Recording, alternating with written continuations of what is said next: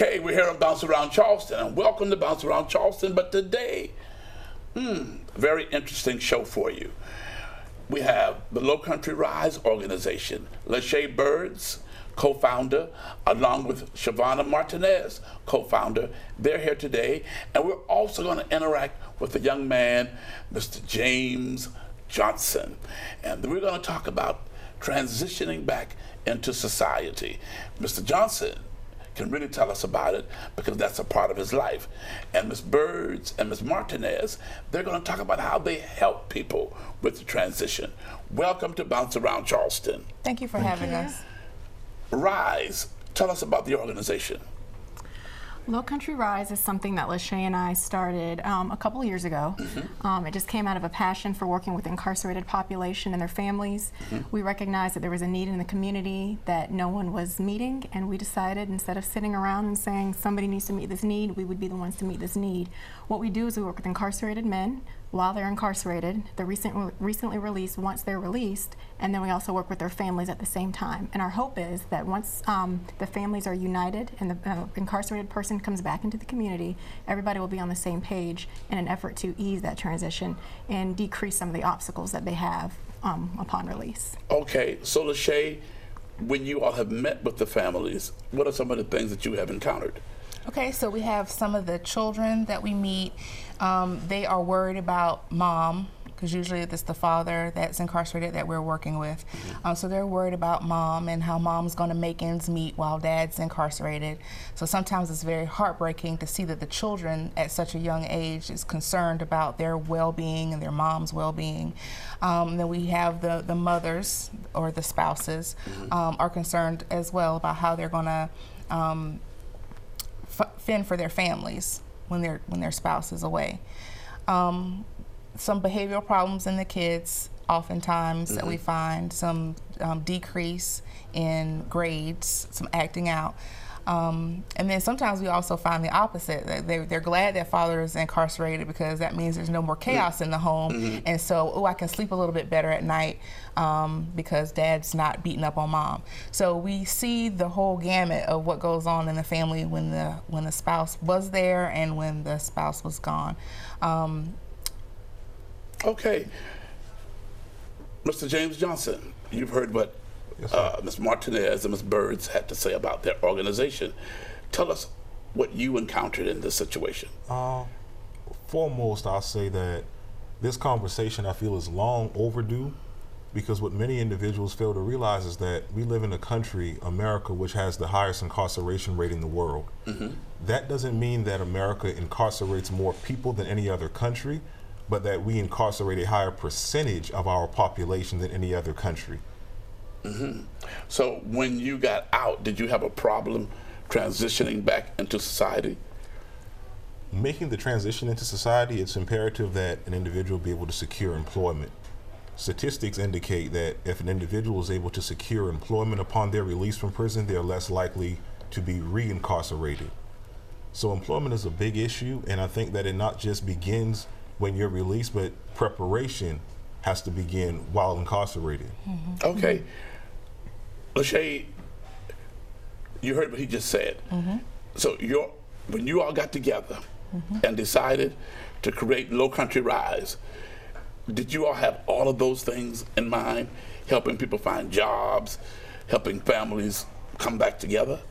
Well, the interesting thing about how we got started, we were working inside the detention center already, and we saw the cycle of the recidivism coming in, being released, coming in. And so we asked them while we were there, what were some of the things that kept you coming back or didn't work out for you and you got arrested again? And so when we started thinking about how we're going to address the need of the people, we said, what were some of the things that they kept telling us?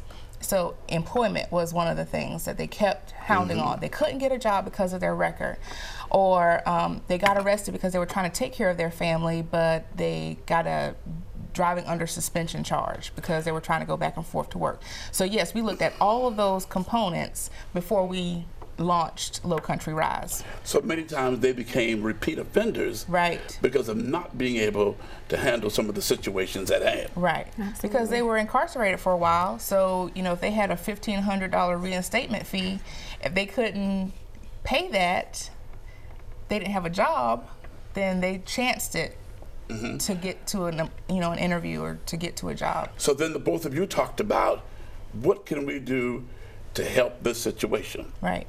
Absolutely. Like I said, we talked for a while now about someone needs to do something about this. Someone needs to do something about this. And one day we said, well, nobody's doing anything about this. I guess we're those someone. So let's get on the good foot.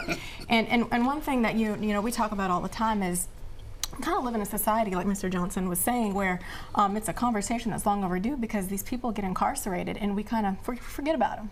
Out of sight, out of mind, but 85% of people who get incarcerated get released. They come home. One day they will come home. And we just have to ask ourselves, do we want them to come home the same people they were when they got incarcerated, or do we want them to come home different people? And that's really our mission. We want to help them figure out what got them there and what is it that we can do, what can Lowcountry Rise do to help you be that different person that you need to be, so that when you come back out, you're a better man or woman, you're a better mother, a better father, you're just a more productive member of society. Thank you. Mr. Johnson, if you had met these two young ladies in your transition, would it have made things better? Definitely. It makes things much smoother and much better when you have people that are on the same page that you are, that are willing to lend a helping hand. We live in a society, unfortunately, where there is a negative stigma attached to being an ex-offender.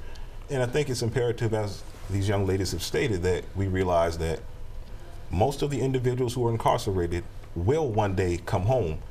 And it's imperative, again, that in dealing with this matter, if we're going to combat mass incarceration and recidivism, then it's imperative that we lay aside opinions and we pick up reality and truth. And if we're going to deal with it, we have to do so from a realistic standpoint. It's idealistic to think that merely incarcerating someone is going to enable them to become a better individual. Statistics will show you that the longer a person spends incarcerated, the more psychopathic they become. Statistics again show you that 8 out of every 10 individuals who are incarcerated, or rather who are released from prison, return to prison within 3 years. 80% of individuals who are released from prison each year return to prison within 3 years of their release. Of the 20% that don't return within 3 years, 60% of them will return to prison at some point in their lifetime. So based on the numbers, again, this conversation is long overdue.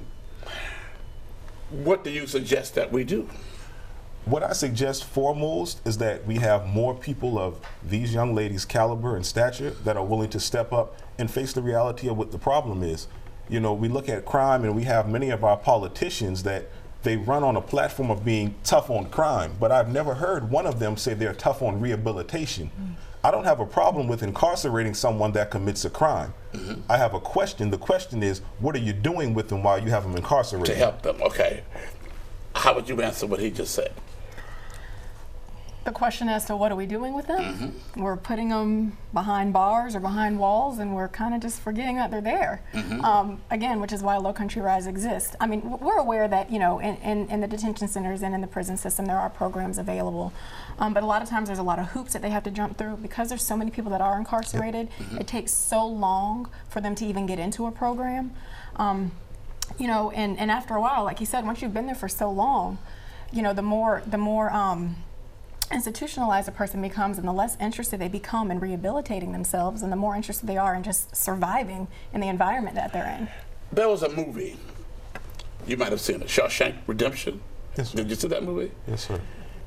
When some of them got back into society, they could hardly deal with it. Exactly. Okay? Exactly.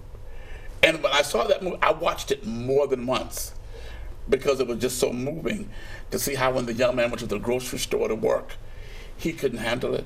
So when he got back to his room, his apartment, he decided one day just to hang himself. Because it would be better not to be here than to deal with the pressures of life. So my thing is, are there those in the system who may not be able to transition back into society?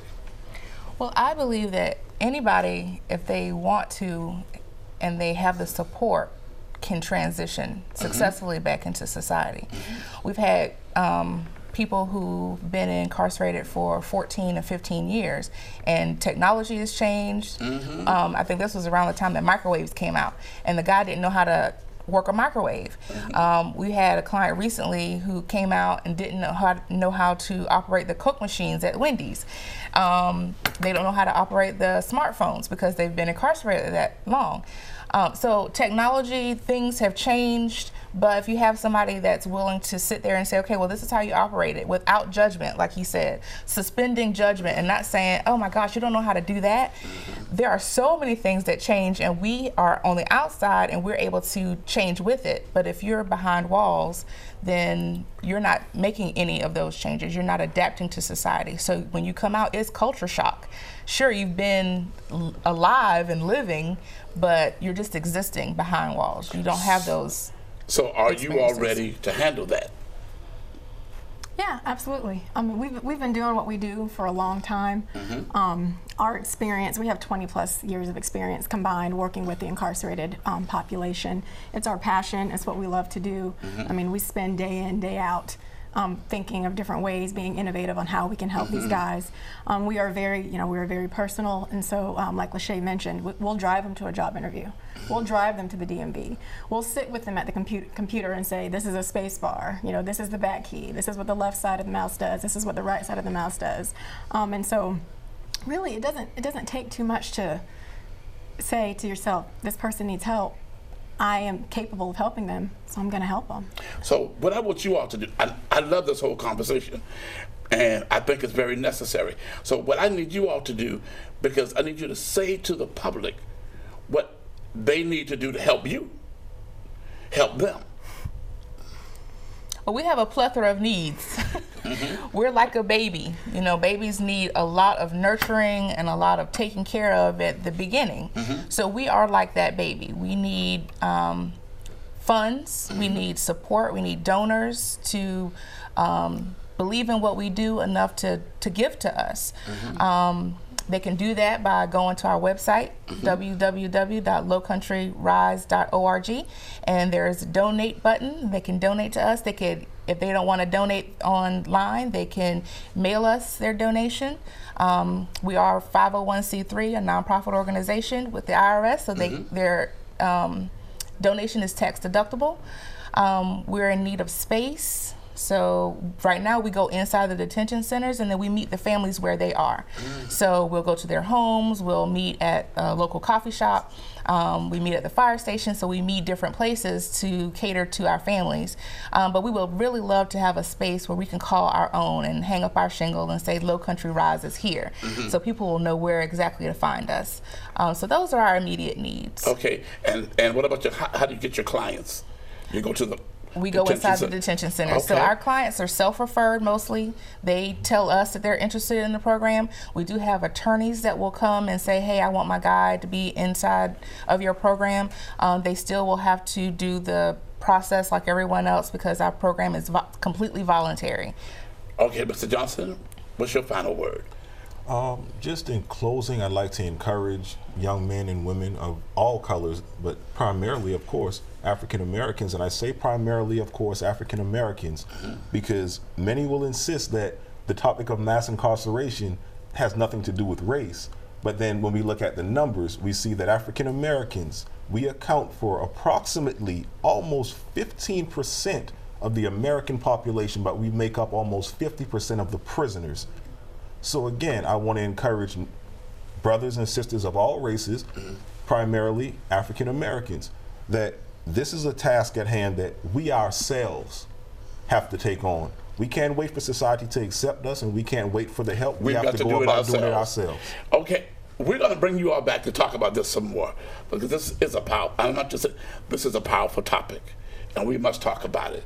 Okay, I want to thank Siobhan Martinez, co-founder, and Lachey Birds, co-founder, and Mr. James Johnson for being here today on Bounce Around Charleston to talk about a vitally important situation, transitioning men and women back into society.